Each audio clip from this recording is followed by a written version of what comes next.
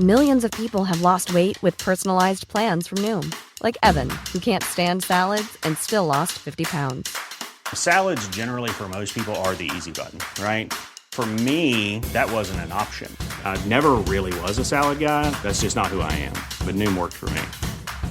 Get your personalized plan today at Noom.com. Real Noom user compensated to provide their story.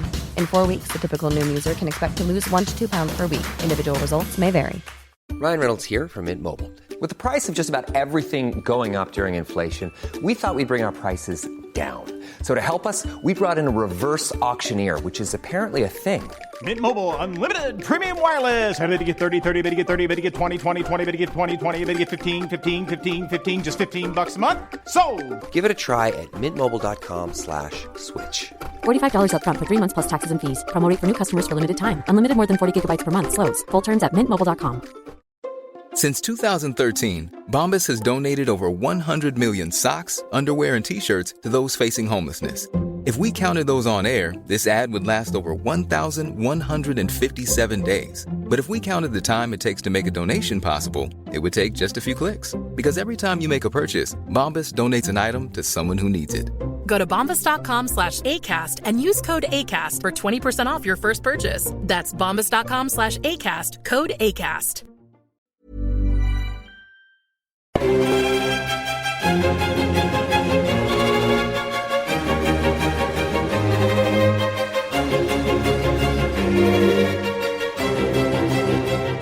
Hello and welcome to The Napoleonicist, and a happy new year to you all. I've got an absolute riot of an episode to start with this year as we discuss Chatham, Walcheren and the nutter, that is a technical term, the nutter Popham.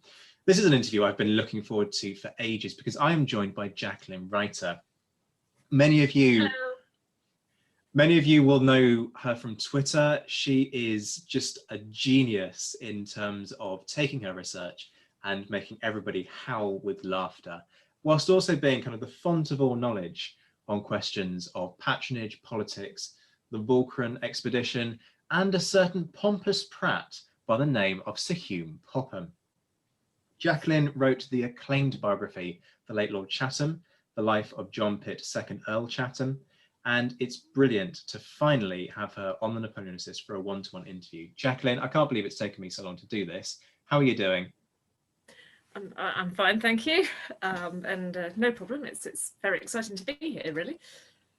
Let's start with Chatham, first of all. Most listeners won't know much about him unless they've read your book, which they obviously should do. So give us a brief rundown of his life and significance during this period. Well, I'm not surprised most people don't know much about him. He's not exactly the most famous member of his family. He was the eldest son of William Pitt the Elder, 1st Earl of Chatham. He was born in 1756, which makes him 2.5 years older than his more famous younger brother, William Pitt the Younger. He had a dual career in military and in politics, which makes him gold dust for me because I love the interplay between military and politics. He's of course most famous or infamous for bungling the Walcheren expedition of 1809. So he hasn't exactly gone down in history as the best military commander. He hasn't gone down in history as the best politician either. So kind of eclipsed by his family members, but nevertheless served in some very important positions. He was First Lord of the Admiralty at the beginning of the wars against France. He was also Master General of the Ordnance for 9 years, which makes him pretty important, really. Well, yeah, absolutely. Is this somebody who kind of achieves what he does because of patronage, or is there genuine ability there, or is it a fusion of the two? Well, he definitely got his appointments because of who he was, not because of what he did. That doesn't mean he was a complete idiot, by no means. He was no member of the Pitt family was a complete idiot, not a single one of them. And he was very intelligent. He just wasn't very hardworking. His nickname was the Late Lord Chatham, not because he was dead, but because he was always late. I played on the title of my book, which is called The Late Lord. And I was kind of hoping when I researched the book to be able to undermine that myth a little bit, but no, he lived up to it completely, 100%. So that has definitely coloured the way people have looked at him, and deservedly so. He entered the cabinet because his brother wanted him to help him, essentially, to sort of buttress his side of the argument. He stayed in the cabinet partly because Pitt was too embarrassed to get rid of him after he brought him in. But then he kind of got his own traction, partly because of mainly because of his name, but also because he kind of became, particularly after Pitt's death, he became a figure that the Pittites could rally around, potentially, because he was unquestionably a connection to Pitt, who died in 1806. So I'm talking about the post-1806 period here. And that gave him a lot of clout that he didn't have before necessarily. So, I mean, there are so many questions to ask straight away, aren't they? Let's go back to the late Lord thing, first of all. Why is he always late? Is it just that he doesn't own a watch, or does he spending his evenings getting drunk and therefore he's got a kind of stinking hangover the following morning? Where does it come from? Well, I think it's very unlikely he didn't own a watch. I think he just ignored them. The thing about the drinking, that's an interesting one, because he did have there were rumours flying that he was a bit of a hard drinker, and as the brother of Pitt the Younger, this shouldn't be surprising to anyone. Pitt the Younger was famously a 4-bottle-a-day man. I don't know how many bottles Chatham drank. I did read the inventory of his cellars, which was taken after he died, and I can tell you that as an 80-odd old man, he had a very full cellar. But I don't know how much of that was actually influencing his job. I think he was genuinely just a very laid-back sort of person. You can find this if you look at him as a child. Even his parents are saying things like, he really does well when you push him." That's not a direct quote, it's a paraphrase, but you can find things like that in their letters. So clearly, even as a child, he was already a little bit inclined to pedal back on the work and do other stuff that he'd rather be doing. And I don't think anyone really pulled him up on it, particularly after he became Earl of Chatham. I think he just got used to just getting his own way in that respect. And even when he was in cabinet, I think rather than try and change him, some of his underlings just went with it. And, but that doesn't mean he was completely incapable, because a lot of it, what you find, if you look at a lot of the people who were working closely with him, surprisingly, you find all of them saying things like, "Oh gosh, he's really quite sharp," and he actually stamps his mark on the departments that he's working in. So when he resigned briefly in 1806 after his brother died as Master General of the Ordnance, one of the outgoing, one of his subordinates who went out with him said something that quite surprised me, which is, "The person I regret most is Lord Chatham and his system." You don't get that much in histories of the ordnance of the period. In fact, you get quite the opposite, the sense that Chatham did nothing at all. But clearly this isn't true, and that's kind of the story I wanted to tell in my biography. Is he effectively that really annoying person that we all came across at secondary school, who's so good that they don't need to bother about 90% of the time and they still ace their exam? Is he kind of a 19th century political equivalent of one of those? I think you might have hit the nail on the head there, actually. There was one quote which is rolled out almost all the time when people are talking about Chatham, which is Lord Eldon. I can't remember when he wrote it. I think it might have been in the 1820s. He said that the person who struck him the most in cabinet meetings was Lord Chatham, because he'd just sit there in complete silence, kind of apparently asleep. And then he'd say something and it would be so apposite that everyone would go, "Whoa, where have you been?" I think that's just the way he was. He looked and behaved sometimes like he was quite unimportant and sort of in the background, but he was always listening, he was always there. And my goodness, if you crossed him, I wouldn't have wanted to be his enemy. I suspect he had a very long list of people that he wanted to get even with as well. And I'm not painting a very nice picture of him, but I actually quite like him, as you know.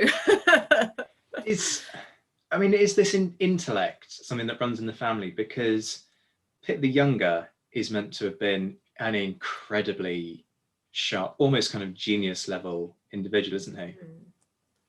Well, there's no doubt that Pitt the Younger was the brains of that generation, and as opposed to his brother John, Pitt had to be restrained from working too hard as a child, whereas John had to be pushed. Pitt had to be sort of held back.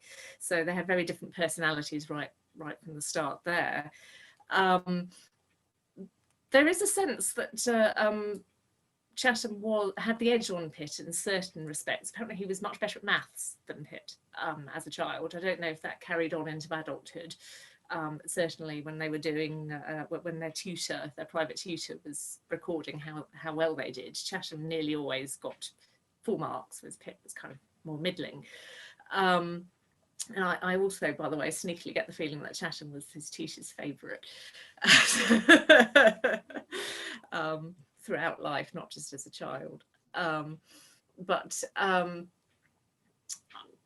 think it would be very difficult to say that Chatham was more intelligent than Pitt. I think he was definitely not, and I think that may have had some impact on his temperament as well. I think there was on the one side, I think he saw that Pitt was going to take on the family mantle, and he was kind of very happy to stand back and let him do that. But I think it must also have been very hard knowing that your younger brother is outshining you in almost everything except maths. So I can kind of see how that could have contributed to his laid back persona, if you see what I mean. Yeah, completely. Almost a sort of cover, I'm not really fussed anyway, and by having that ability to kind of make people go, whoa, what was that? It kind of shields you a little bit, doesn't it? Because people could just kind of go, oh well, if he really put the effort in, he'd be on a par with his brother anyway. Do you think that's part of the psychology? I know this is all speculation, but well, possibly. I mean, there were quite a few people who said precisely that. If only he could put the effort in, he would be on par with his brother. In fact, I think that might even be a direct quotation from letters from Flushing, which is a contemporary source about the Walcheren expedition. Of course, he never did put the effort in, so you don't know. Or if he did, he fell far short. It's rather difficult to say. But what you're left with is this impression of a man who was so used to not putting the effort in that he'd stopped even trying. But when he did put some effort in, people were blown away by how intelligent and how applied he could be. So, of course, as his biographer, I spent quite a long time feeling quite frustrated when I was researching him, because he really, if he had got up a little earlier in the mornings, he might have achieved so much. But it's one of those what ifs, isn't it? What if he had suddenly had a complete personality transplant? You just don't know. No, absolutely. What's the family dynamic like then with his brother? Ooh, is there tension there? Oh gosh, yes, there's a great deal of tension. Not all their lives, surprisingly, despite the fact, as I said, that there was a very marked disparity between the two of them as children, which, by the way, a lot of people remarked upon at the time. So he must have been aware of that already when he was a child. Despite that dynamic, he wasn't particularly, I've seen no traces of jealousy as a child. And even when Pitt becomes Prime Minister at the age of 24, which, by the way, is overachieving much, even at that stage, Chatham isn't, he shows no sign of thinking that should be me, by the way. In fact, as I said, he's quite happy to let Pitt do all the work while he just sits there. So that goes on for quite a long time. But in 1794, there's a big falling out between the two brothers, because, of course, Pitt brought Chatham into the cabinet. As I said before, in 1788 he made him First Lord of the Admiralty. And Pitt seems kind of aware at the time that his brother probably wouldn't be the most proactive First Lord in the entire world. And he's okay with that because there are people in the government who can help, like Henry Dundas, who was Treasurer of the Navy, and other people that get put in the Admiralty at the same time to sort of handhold Chatham while he's learning the job, because he's also only 32 and this is his first job. So, you know, talk about going straight to the top. But of course, when the war starts in 1793, things start to get a bit different, because of course at the beginning of the war, nothing goes particularly right for Britain, and the Navy is also criticised a great deal, because firstly it can't bring the French to massive engagement until middle of 1794, so that's sort of 16, 17 months after the war starts. And all the time, the French are picking off trading vessels, merchant vessels, which makes people feel quite vulnerable. And of course, the obvious question to ask at this point is, what on earth is the First Lord of the Admiralty doing? Well, of course, he's not doing anything because he's just there because he's Pitt's brother. And this looks really bad. There are a few major disasters like Dunkirk and the loss of Toulon, which also reflect badly on Chatham. And of course, at this stage, what Pitt should have done is he should have just taken Chatham out. He should have said, right, that's it. You've had your fun. Go and do something else. But he doesn't. What he does do is he gets Dundas to hold his hand a little more. In fact, you know, to actually do his job for him, which some historians have concluded that was okay with Chatham, that he was quite happy to do that because he was quite a lazy person, but he was also a very proud person. And he seems to realise quite early on that this is what was happening. And to cut a long story short, too late, they have a major bust-up, Dundas and Chatham, in November 1794 in cabinet. I don't know exactly what happened. I would love to have been a fly on that wall. I would have loved to know what actually happened, but I don't know exactly what happened. What I do know is that was the flashpoint, and that was the point at which Pitt said, right, that's it. You are now gone. But this was a year after all the stuff that had happened to draw criticism to Chatham. It was the worst possible time to do it. There's no reason to take him away at the end of 1794. And questions were asked about it in Parliament. People were saying, why has the First Lord of the Admiralty been taken away 6 months after the glorious 1st of June? Is this because the Prime Minister doesn't trust his own brother? And it made it look so much worse for Chatham. And he never forgave his brother, genuinely never forgave him. They didn't speak for months after that. They met in cabinet. I can only imagine what that must have been like. But apart from that, they didn't see each other. They made sure they took separate holidays to visit their mother, to make absolutely sure that they didn't see each other. Wow. And it was, you know, quite. Pitt's friends were very worried about it because it was clearly impacting on Pitt. Chatham was off having a huge chip in his shoulder in public. He was loudly criticising the government that succeeded, the Admiralty that succeeded him under Spencer. And it was only really sorted when Pitt, kind of as an apology, gave him a step up on the ladder in the cabinet. He had been Lord Privy Seal, Chatham, and he was made Lord President of the Council at the end of 1796. And at that point, Chatham said, "Okay, that's it. We're friends again." But the dynamic was completely destroyed.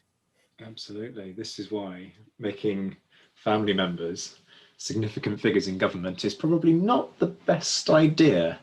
No, you've got to be very sure that you're doing the right thing. And well, it was a big mistake. It was definitely a mistake. Absolutely. You can't talk about Chatham without discussing Walcheren as well.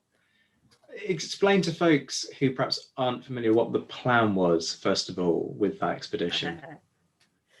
Well, there was a plan, believe it or not.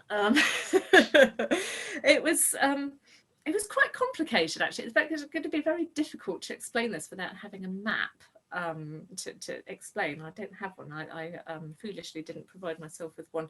But if you can imagine that two islands, one of which is Walcheren, which is essentially pancake shaped, and one is South Beverland or Syd-Beverland. I'm completely mangling the place names, apologies, which is kind of shaped like, the only way I can describe it is like a big stomach with a kind of esophagus coming off, and both of these are kind of plugging the opening to the Scheldt River, which was the main, well, one of the major rivers into Europe.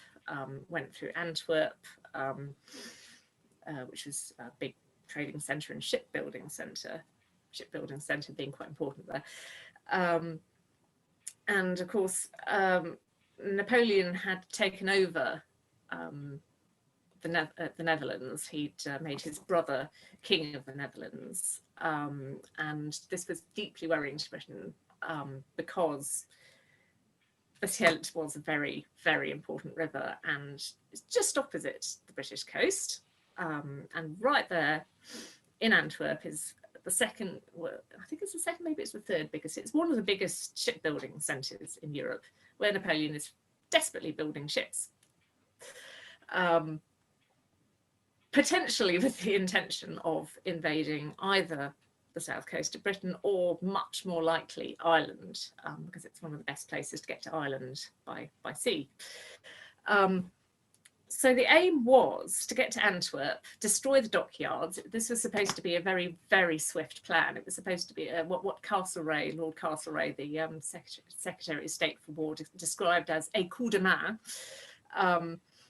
Get to Antwerp, destroy the dockyards, destroy everything in sight, and then get out of there as quickly as possible. That was the original plan.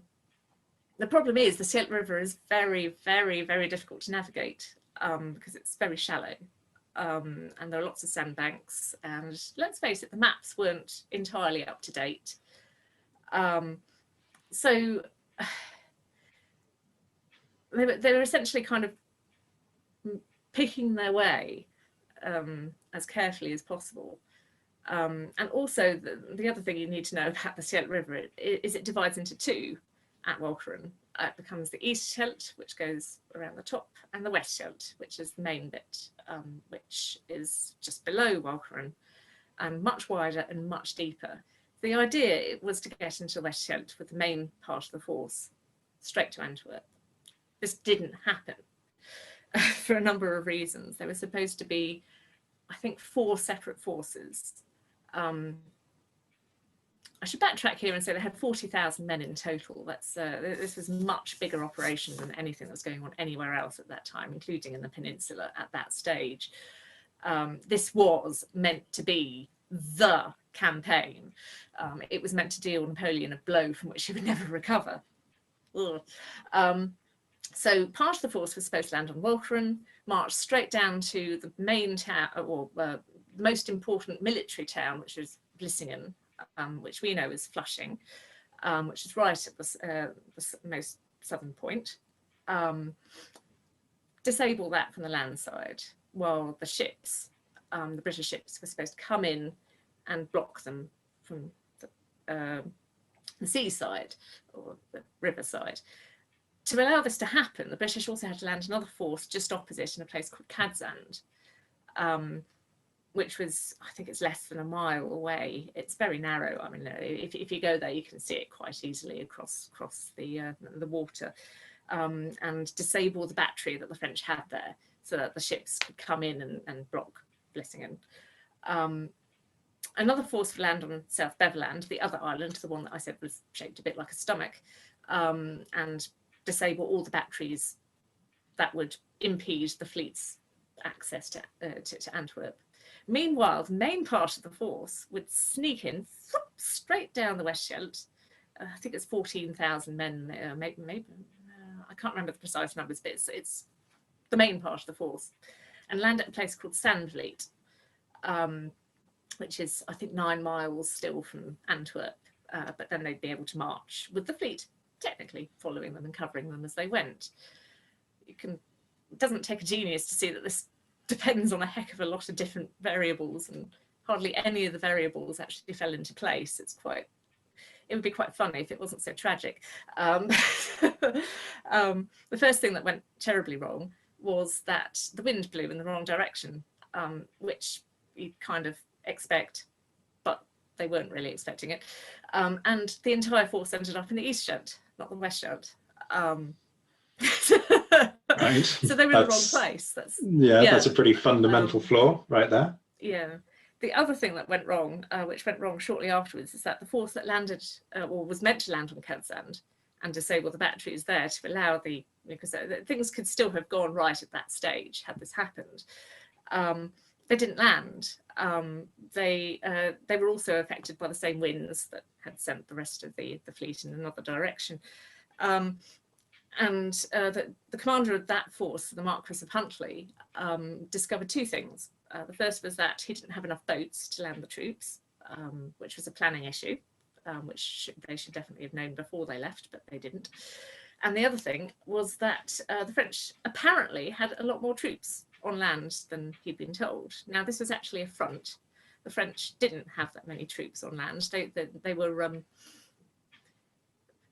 having a bit of fun, sort of putting as many men as they could and make it look like they had more behind the dike, because he couldn't see over the dike. So he decided discretion was the better part of valour, and he decamped without actually disabling the battery. So the only things that went right was that the force that landed on South Beverland took over the entire island within about 3 days.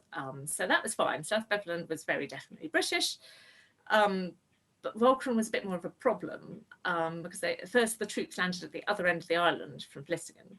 So they then had to march all the way across the island, which was fine, but the siege weaponry was a bit more of an issue.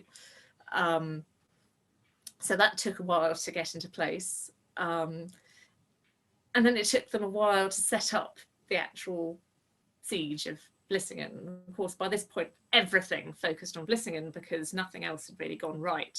So if they really were going to get down to Antwerp via the West Scheldt, they needed Vlissingen to surrender completely.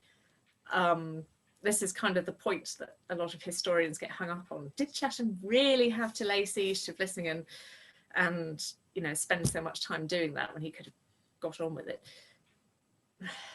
I'm not a soldier, so I don't know, but my feeling is, from having read all the correspondence and all the there was a lot of people going over this afterwards. My feeling is that he kind of, if he was going to rely on the plan that they'd originally designed, which not being the most imaginative person in the world, he was obviously going to do, yes, he did have to make Vlissingen fall. And I can't really see how he would have managed to get across any other way without being able to get the fleet into West Scheldt to cover the force, because that was kind of the point. And the fleet wasn't getting there, it was just stuck. The wind was still blowing in the wrong direction. And of course, while this was happening, the French were absolutely delighted. They were going, oh, look, the wind is in our favour. And they were just floating over boatloads of reinforcements to Vlissingen, while the British were just standing there going, and Chatham was yelling at the naval commander, Sir Richard Strawn. He was saying, no, why, ships, and Sir Richard Strawn was just going, wind, and there was nothing they could do.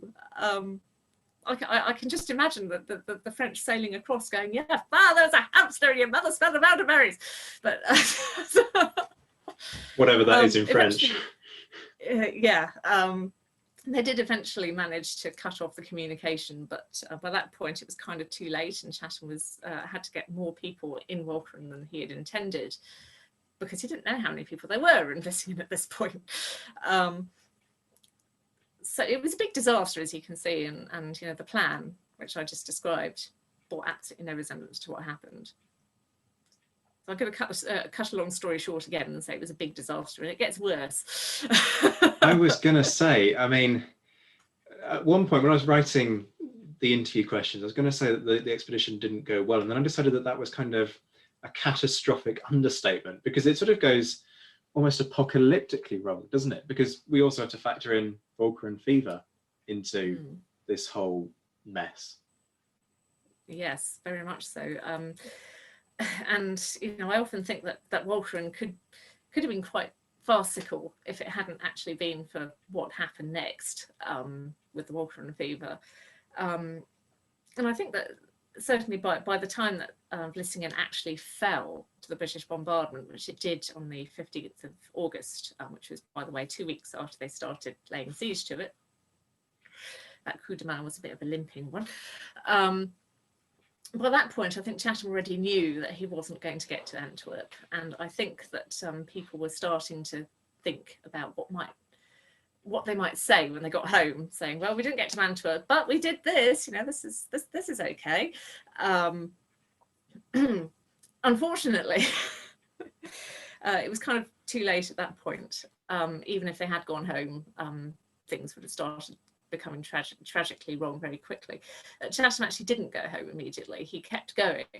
Once he could get into the West Scheldt, because Vlissingen had fallen, he went down to South Beveland. He went as far south as he could, which was to a place called Butt. It's now called Butt. Back then it was referred to by the Brits as Bats with a Z. Same place, although I spent a long time looking for bats on the map and couldn't find anything, wondering why, but there you go. While he was there, some horrible things started happening on Walcheren. People started falling ill very quickly. Actually, it started on South Beveland, not even on Walcheren. It was about the 20th of August. Within about 3 days, there were several thousand men on the sick list. So it was a very sudden and very significant thing. I can't remember the precise numbers offhand, but by the time that Chatham was at Butts and at the point at which he had to make the decision whether or not to proceed, there were about 8,000 men on the sick list. That is nearly 10% of the entire army, and that is just within 1 week. So it's not entirely surprising that Chatham made the decision to retreat at that stage. Apart from anything else, the French had already reinforced Antwerp and the surrounding area. They flooded the dikes. It was going to be really hard to get to Antwerp, even if they did try. So at that stage, it was the most sensible decision to retreat.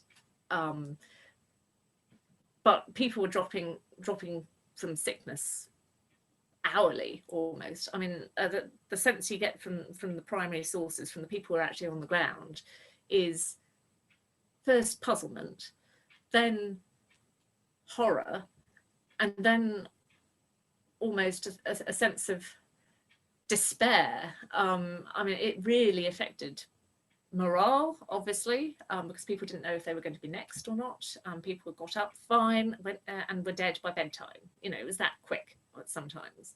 Usually it wasn't that quick, but sometimes it was. And whole regiments were out of action. The 23rd Welsh Fusiliers were completely decimated by this. They had to be taken off active duty because only a tiny fraction of them were actually able to do anything at all. So it was a real disaster, whichever way you look at it. And of course, it was a long-lasting disaster because whatever it was that was making these men ill, it lasted for many years. It wasn't just over in a week. Even if they recovered, a lot of the men were just not able to serve, and those that did were periodically ill for years afterwards. It was absolutely a tragedy. I mean, I was going to ask, do we have any sense of what it actually was? Well, I'm not the best person to ask about that because I'm not a soldier and I'm also not a medical historian. The authority on this is Martin Howard, whose excellent book on Walcheren I really recommend. It is pretty much the book on the subject, certainly the best book on the subject that exists. And he concluded that it was a mix of several diseases. And it was obviously malaria, which you'd expect given that Walcheren was very boggy. The Netherlands is still mostly under sea level. It was also typhoid, typhus, and I'm forgetting the fourth one is now escaping me, but it's the digestive system. What's that? Dysentery. Dysentery, thank you, yes. So he thought it was a combination of those four things. And that seems likely because one of the things that was interesting about the disease was that not everyone had the same form of it. So for some people, it would be very typically malarial. For other people, it would be more digestive system. For other people, it was a complete systemic breakdown. Their organs just failed very, very fast, and those were the ones who tended to die, obviously. So it was. Even on a budget, quality is non-negotiable. That's why Quince is the place to score high-end essentials at 50 to 80% less than similar brands. Get your hands on buttery soft cashmere sweaters from just $60, Italian leather jackets, and so much more. And the best part about Quince, they exclusively partner with factories committed to safe, ethical, and responsible manufacturing. Elevate your style without the elevated price tag with Quince. Go to quince.com/upgrade for free shipping and 365-day returns. I'm Sandra, and I'm just the professional your small business was looking for. But you didn't hire me because you didn't use LinkedIn Jobs. LinkedIn has professionals you can't find anywhere else, including those who aren't actively looking for a new job, but might be open to the perfect role, like me. In a given month, over 70% of LinkedIn users don't visit other leading job sites. So if you're not looking on LinkedIn, you'll miss out on great candidates like Sandra. Start hiring professionals like a professional. Post your free job on linkedin.com/spoken today. It was quite interesting. And I've read a few contemporary medical sources. It was also quite distressing for everyone to watch, because it just really was very sudden, often very violent, and there was just nothing they could do to stop it.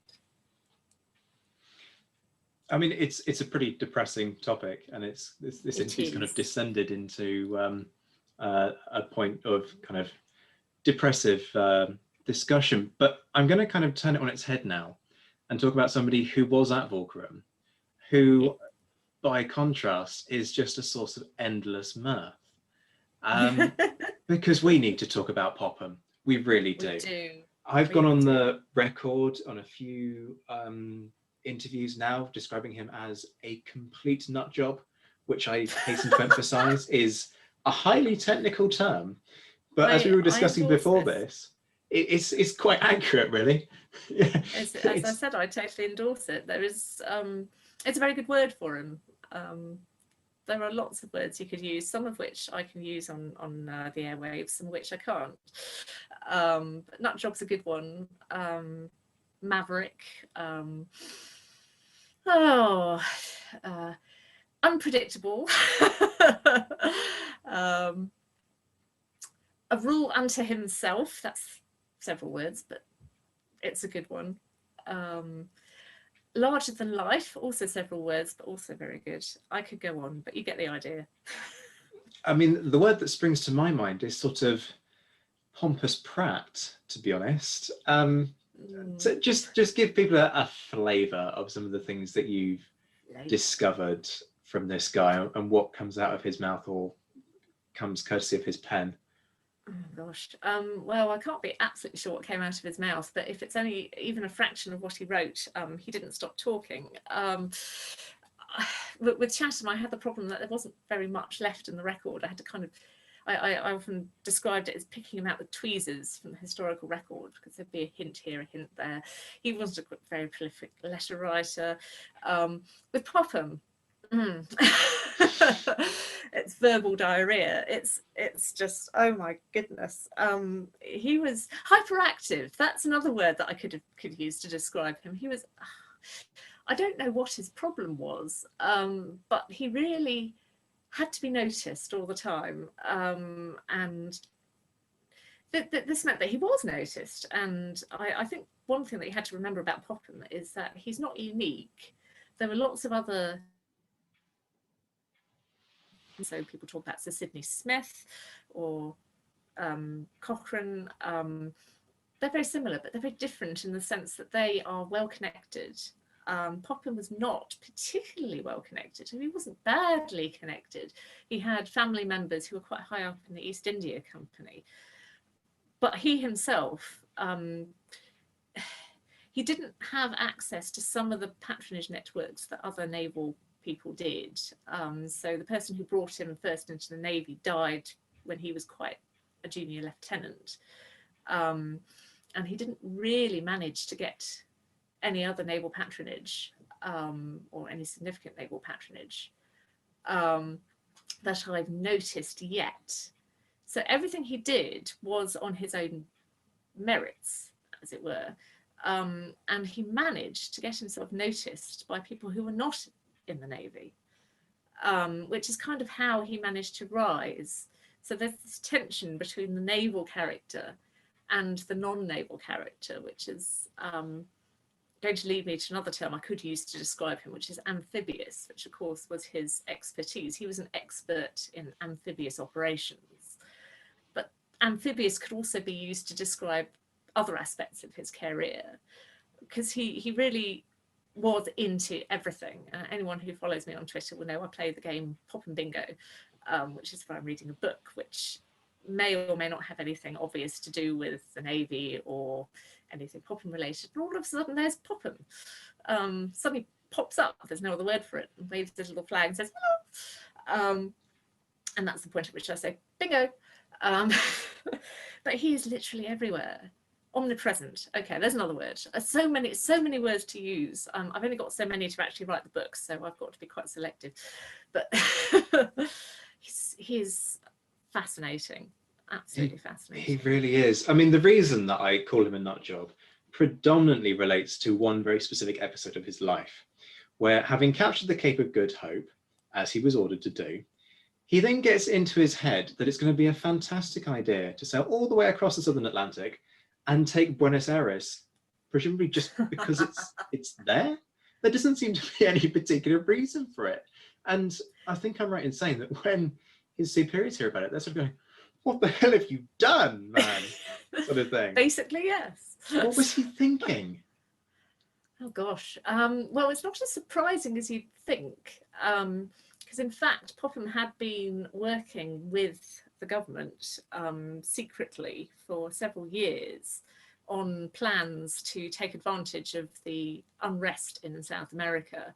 One of Popham's, I hesitate to say friends, certainly contacts, was Francisco de Miranda, who had been living in London for quite some time in exile. He was obviously I can't remember where he was from. Was it, I can't remember, but he was obviously quite well known as a South American revolutionary. Bit of a he was quite like Popham in many ways. He did a lot of different things. He even pops up as a general in France, I think, at one point at the beginning of the revolution. He and Popham concocted some plans, which they then put before the government to say, right, okay, now they weren't even at war with Spain yet. I was going to say now that we're at war with Spain. This was in 1804, before they were at war with Spain, which is part of the reason why it wasn't put into practice. If we're going to go to war with Spain, the best way to attack Spain is through their colonies, which is where all their silver comes from, all their wealth. The government was, this is Pitt's government, Pitt's second government, which came into office in 1804. The government was very receptive to this, and they made Popham draw up some pretty detailed plans about what he would be doing. I should mention that a lot of this focused on other parts of South America, not on what is now Argentina, which was then Buenos Aires. And then it all dropped through, partly because Britain wasn't actually at war with Spain at that point, and partly because the government then decided to send Popham to South Africa and the Cape of Good Hope. So it's not entirely out of the blue. But the fact that Popham then decided, after successfully assisting in the taking of the Cape of Good Hope, it's not even as though he was not needed at the Cape of Good Hope. I should say that there were rumours that the French fleet was on its way to attack the Cape of Good Hope and take it back. But Popham just decided that he wasn't needed anymore. And he left a couple of ships, and he took most of his force, and he just went straight across the ocean to South America, where he obviously took them by surprise. Took everybody by surprise, didn't by they? surprise, because their government by surprise. And at first succeeded with about 1,800 men under General Beresford in actually taking Buenos Aires, the city of Buenos Aires, and Montevideo, which is the other big fortress in the area. There were some historians say that the reason he did this wasn't because it necessarily needed to be done, but because he knew that there was a lot of loot to be had, and that this was entirely because he wanted to line his own pockets. In fact, there's been a book published fairly recently by a chap called, I'm going to mangle his name, I apologise to him in advance, Chris Krelho, called Pirates in Uniform, which I rather enjoyed reading, but does sail off with this piracy metaphor, I think, a little too much. Because you had to remember that Popham had already technically been semi-authorised to do something in South America by the government. So I think probably what he was thinking was, on the one side, they wanted me to do this before. They'll be quite happy if I do it now. And on the other side, and I can get some loot. So I think it was a bit of both. And of course, what he didn't know when he sailed across was that the Pitt government was no more, because Pitt died in 1806, as I think I mentioned earlier. And he only found out about this when he was halfway to Buenos Aires. He landed in St. Helena, and he discovered that Pitt was dead and that his political enemies were now in government. But he was kind of committed at this stage, so he kept going, thinking, well, if it's a great success, then, you know, they'll have to support me. And of course, they kind of did at first. It was apparently a success, and they sent reinforcements. But it was only a success temporarily, because the locals didn't like the British any more than they liked the Spanish, let's face it. And so they rose up against them, and, well, 1,800 men isn't going to get you very far when an entire country doesn't like you. Beresford's force was almost entirely taken prisoner, and Popham was, shall we say, recalled in rather a hurry, and was court-martialed for leaving his post at the Cape of Good Hope. So yeah, kind of the obvious sequel there. How does he survive that? Well, he's lucky again, in that there is another change of government. Although this happens somewhat, I'm not entirely sure. I think that the change of government happens after his trial. So I think probably if there were going to have been any repercussions from the trial, they certainly wouldn't have happened after the Pittites came back in. However, I don't really know at this stage why he gets off.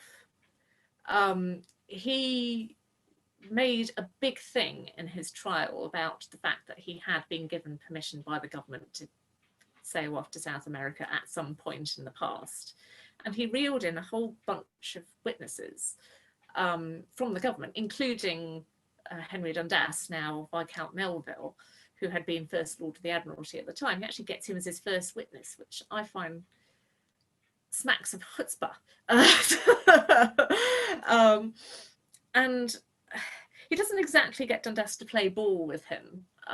He asks him outright, did you give me permission to go to South America? And essentially Dundas says no. But he says it in this kind of ambiguous way. I think the precise words are no, at least not in so many words, which is the kind of thing you might expect a politician to say when actually they kind of mean yes, but they can't admit it.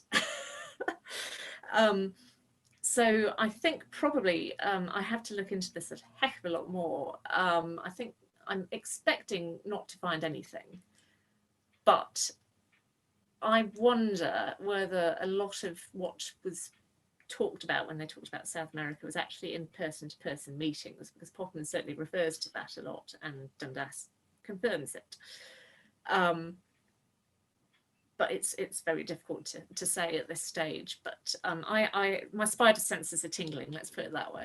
I must say, it's always hilarious reading court-martial proceedings and watching people try and construct a defence and put in questions, because you have this kind of adversarial system, as you do in the civilian legal system, and they put these questions almost as statements. Did you not X, Y, and Z? Yes. And the trouble with doing that, of course, is that it opens people up to turn around and just go, no, never happened. No, it wasn't like didn't. that at all. Exactly. And so often you see the defences kind of falling flat on their face because they put this question to people and just going, no. Where can you take that? No further questions, I think that did happen to Popham to a certain extent. He didn't quite get what he wanted, but I think he got most of what he wanted. And I think most of what he wanted was the impression that he was working for these people. And there's no question about it. He was working for these people, maybe not specifically in taking Buenos Aires, but he had been working for Dundas for about 10 years at this point. So he and Dundas were like that. They knew each other very well. And Dundas was, I think, or had been certainly inclined to protect Popham. And I could go into that a little more because, of course, one of the things about Popham is that he had a rather shady past. And I think he needed people like Dundas to protect him from his shady past, which kept coming back to bite him. And I think he relied on just having these people turning up in the dock to a large extent to make an impression. And I think it largely made that impression. I think, you could argue the toss, but I think at the end of the day, when he is, he's not acquitted, he's found guilty, because he was guilty. I mean, he blatantly was miles away from where he should have been, but he wasn't punished. He was given the 18th century equivalent of a slap on the wrist. He was publicly reprimanded for leaving his post. And then 3 months later, he was sent as captain of the fleet to Copenhagen. So that's not really a punishment, is it? No. So he wasn't even suspended rank and pay then? It was quite simply a public reprimand. Yep. I mean, that's just a telling off, really. You're a very naughty boy, don't do it again. Yes. Don't do it again. It's crazy, but yeah, I mean that was kind of par for the course, really. He would get into trouble quite frequently, actually. I mean, the Buenos Aires incident is the most obvious and the most public, but it's a very rare year where you don't see Popham pouring out a whole stream of self-defense in a very long pamphlet to defend himself against some random accusation made by someone somewhere. He described himself quite frequently as being persecuted. One could say he had a persecution complex. But and there's an interesting common denominator there, isn't there? Who is it who keeps being the target for all of these things? And I seriously think that I think from 1806 onwards, the clock was ticking for him very much. And I'm not sure how much he was aware of that, but I think all his protectors were certainly aware that there were only so many chances they were going to give him at this stage. How does he get on with Wellington? Wellington, well, professionally they got on quite well. In the dispatches, the official dispatches, Wellington was always very, very complimentary of Popham, because Popham, of course, served off the North Spanish coast for a year in 1812. And he was quite instrumental in helping distract the French, keeping them pinned down on the north coast while Wellington was putting into place his Salamanca plans. So that helped a great deal, and there is no doubt about that, and there's no doubt at all that Popham's logistical experiments were also very useful to Wellington, and that comes across very well. However, I think their personalities didn't quite merge too well, and I think that what Wellington was saying in his official dispatches wasn't necessarily what he was saying in private. And you get a little hint of this in some of Popham's letters home, because he, one of the things you need to know about Popham is that he rarely went through the official channels. He liked to go straight to the top.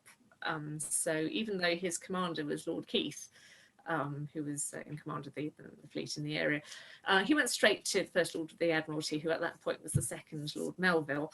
And he was writing him some quite extraordinary letters, saying things like, I tried to move the arms depot from Coruña to a place that was more convenient to me, but Lord Wellington said no. Shock. I could just imagine Wellington going, he tried to do what? Well, tell him he can't. I need that weapons station. So, you know, this was the kind of thing he did. And of course, he couldn't understand when people didn't like what he was doing. So he would say things like, well, you know, isn't Lord Wellington pleased with what I'm doing? I'm sure he was to some extent, but, you know, stay within the bounds of your instructions, Popham. And it's, yeah, that's just the way he was, though. As I said before, he was hyperactive, and he would just throw himself completely into something. And this made him very useful in many ways, because, of course, he was everything that Chatham wasn't. He was very resourceful. He was very good at thinking on his feet. He was very good at taking opportunities. And this had served him very well in the past. But after, you know, he gets a bit of a reputation for going too far. And I think 1812 kind of shows that, because even though he served very well, he was almost trying to show off. I think he kind of knew that it was his last chance, and he was desperately trying to show off and say, this is what I can do. Please keep employing me. And I think he just rubbed everyone up the wrong way while doing it. So he was also very rude about the Spanish guerrillas he was supposed to be cooperating with. He kept calling them brigands in his letters home to the Admiralty. In fact, someone at the Admiralty underlined it and said, why brigands? Because, you know, that's not going to help, is it? It's really not much of a diplomat. No. What's it like living with this guy? Because one of the things that comes across so beautifully on your Twitter account, and if people aren't following Jacqueline on Twitter, for heaven's sake, if there's one person you need to follow within the world of Napoleonic research, it's Jacqueline, because it's just hilarious watching your kind of daily dealings with this guy. From, I mean, we've mentioned already Pick, I can't get my words out. Peak Popham, that's a tongue twister that I didn't expect to have to handle this morning. Popham bingo. You talk about Popham the ghost and Popham the fly. This guy seems to take over your life. Well, I think if you spoke to members of my family, they'd go, yes, that's absolutely true. And it kind of happened with Chatham too, let's face it. Writing a biography is a kind of immersive experience, though, and you kind of have to get it. Well, I can't say I've got into anyone's head as such, but you kind of have to live with these people and see them all the time, when they're happy, when they're sad, when they're ill, when they're at their best, at their worst. You have to be with them everywhere. And Popham is quite good at that, because he has left a sizable paper trail about his thoughts and feelings. But he is just the kind of person who, as I said, is very proactive. And he just, when it was suggested to me that I might write his biography, my initial impression was, because I mainly knew him from Walcheren, and in my opinion, he didn't come out particularly well from Walcheren. And I just thought, do I really want to write a biography of someone I don't really like? And then I swear, one day he just got on the back of my bike when I was cycling, and he just told me during the journey, he just told me all the reasons why I should write a biography about him. And he's very persuasive. So I got off the bike and I immediately wrote a book proposal. And I'm not kidding, this is exactly how it happened. And he's kind of been with me ever since. I've got a picture of him next to my computer, sitting there smirking at me. And he talks to me, I swear he does. People are now not going to want to follow me on Twitter because I'm a complete loony, but he tells me when he thinks I've got something wrong, I don't listen to him, but he tells me. He tells me when he thinks I'm not saying the right thing, if I'm not being bad enough about someone, particularly someone he doesn't like, if I'm not working hard enough on him, he starts talking to me. I'm still here. And yeah, he's everywhere. I mean, we were talking earlier about your children and their Lego obsession before we came on air, and we were saying what a crying shame it is that there isn't a Popham Lego figure. And I mention this now, kind of thinking, well, if he's whispering in your ear, surely he's going to suddenly think, this is a brilliant idea. I need to, take this up with the folks at Lego HQ. It's exactly the sort of thing that would have warmed the cockles of his heart. That's all I can say. He liked to be talked about, and I'm not entirely sure that he would be entirely happy with the way I'm formulating the biography at the moment, but I think he's just going to be happy because I'm writing about him and got people talking about him, and I think that is just the thing that he loved.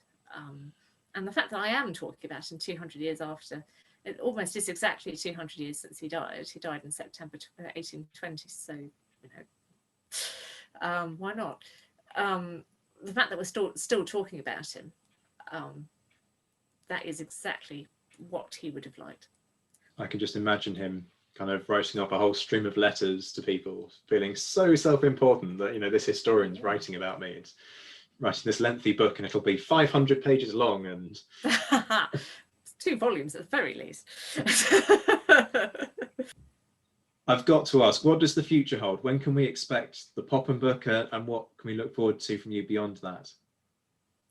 Well, like many people, I've not been able to get to the archives quite as often this year as I'd have liked. So it's definitely going to be at least the first half of 2021 before the book comes out. I should say I haven't written a word of it yet, but that is going to change very soon. It's all in here. It must come out. After that, well, I've got a few ideas. I've got more ideas than I did when I wrote the book about Chatham, which is good. I've got a few. I quite like amphibious operations that go horribly, horribly wrong. So particularly when there are recriminations between the military and the naval commanders. So I'm thinking that possibly a look at Tarragona might not go amiss. I've got a couple of other ideas as well, but I'm not going to discuss them right now because I told everyone what I was doing last time and then I completely changed my mind. So, but one thing's for sure, it's going to be staying somewhere around the Napoleonic period, and it's going to involve something that goes wrong because I love it, a good disaster. Fantastic. And I've got to say, we love it. Tell everybody where they can get your first book on Chatham. Well, they can get it through the Pen and Sword website, or they can get it through Amazon. If you want a signed copy, you can also email me or contact me through Twitter. I'm quite happy to sign copies, pathetically happy to sign copies. So, all good bookshops, as they say. And remind everybody where they can find you on Twitter. I'm Late Lord Chatham. Yes, I am Late Lord Chatham, aren't I? Yes, that's right. At Late Lord Chatham, all one word, on Twitter. Just type in Popham and see what happens. Yeah, that's a pretty safe bet, I've got to say. Jacqueline, this has been an absolute joy. Thank you so much for joining me. Well, thank you for having me. That was the brilliant historian Jacqueline Reiter joining me to discuss her research on Lord Chatham, the Walcheren expedition, and Sir Home Popham. And, as you've just heard, Jacqueline's book, The Late Lord, is available to order online now. A big thank you to everyone supporting this podcast, both with the likes, shares and retweets, but especially those who are sponsoring me via Patreon. If you're interested in joining my patrons, who get some neat little perks like having their names in the credits and influencing future content, you can find out more in the description link. Prices start from £1 a month, that's 50p per episode, and your contributions make a huge difference in terms of covering the expenses associated with researching, recording and producing the episode, and enabling me to produce more content than just the usual 2 podcasts a month. A particular shout out to my Mentioned in Dispatches patrons, who at the time of recording were Rob Griffith, Alex Churchill, an anonymous Canadian, Brendan Teeling, John Haynes, Anna Vakulenko, Beatrice de Graaf, Lynn Dawson, Jamie Kingston, Rory Muir, and James Bevan. If you can't or simply don't want to donate, I completely understand, but you can still spread the word by sharing the podcast with friends who might be interested, and crucially by leaving a review wherever you get your podcast. If you're watching on YouTube, please take a moment to hit that subscribe button and the notification bell to get updates on new releases. Remember that you can join the conversation online. I'm on Twitter at ZWhiteHistory and in the forum at thenapoleonicwars.net. Join me next time when I'll be speaking to Malia Ogawa about Napoleon's methods of motivating his men, and keep an eye out for a new special feature on wargaming, which will be hitting the airwaves soon. Until then, I'm Zach White. This has been The Napoleonicist. Take care, my friends. Stay well, stay safe, and as always, thank you for listening.